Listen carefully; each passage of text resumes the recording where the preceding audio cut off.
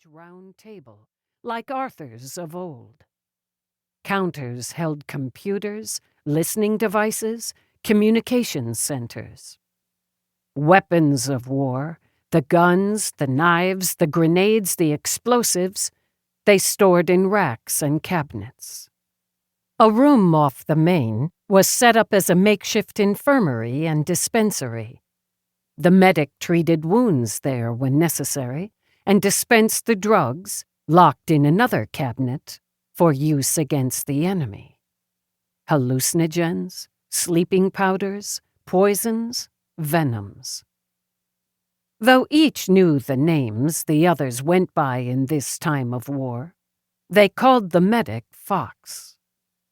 Another room held wardrobe, wigs, hairpieces, makeup, face putty, and more used in disguises.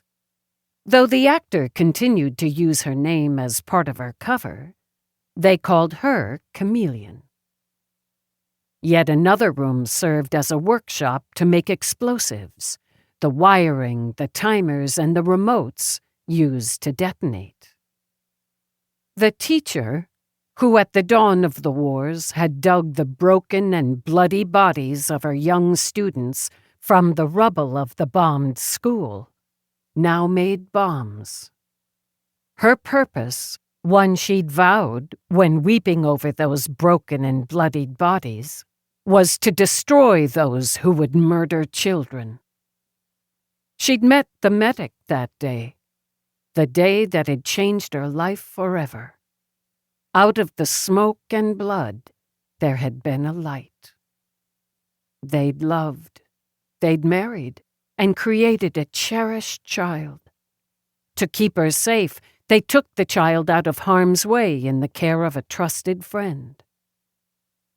They called the teacher Fawn. She worked with the retired soldier most directly, the one they called Rabbit. The others, due to his age and experience, considered him the de facto leader. He stood now, gray hair shaggy, his face lined with time and duty, and scanned the table. All battle-scarred, he knew, some physically, and every one of them in heart and mind. But they'd fight on. He trusted them as he trusted himself. They'd become, over these ravaged years, family.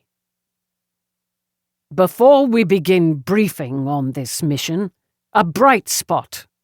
The intel on North America, and this has been confirmed by the Underground and MI6. While pockets of enemy activity remain, the tide's turned. Revolutionary headquarters in several major cities have been infiltrated or destroyed.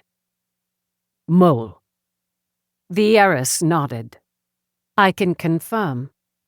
My contact in New York reports the city is in the hands of our allies. Enemy forces are surrendering. Washington, D.C. reports the same, as does Los Angeles, Chicago, Dallas, and up into Canada, Montreal, Toronto. She brushed back her fall of icy blonde hair. Though studs sparkled at her ears, she'd come from a dinner party, they pretended to be diamonds. She'd sold most of her jewelry to buy food, medical supplies, weapons, whatever those suffering required. She glanced at the dancer they called Panther. My sources also confirm. Her accent came from Eastern Europe, her birthplace, and the birthplace of her illustrious career. Ceasefires are being negotiated even now. Good news, but you wouldn't know it from London. The thief, Magpie, shrugged.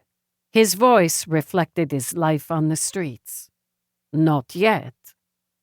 Under the table, Fox took Fawn's hand, a connection of hope. But North America stabilizes, Europe will follow, and the world follows that. I've treated more enemy wounded than our own these past weeks. Like Panther, Fox's accent spoke of his homeland in Ukraine.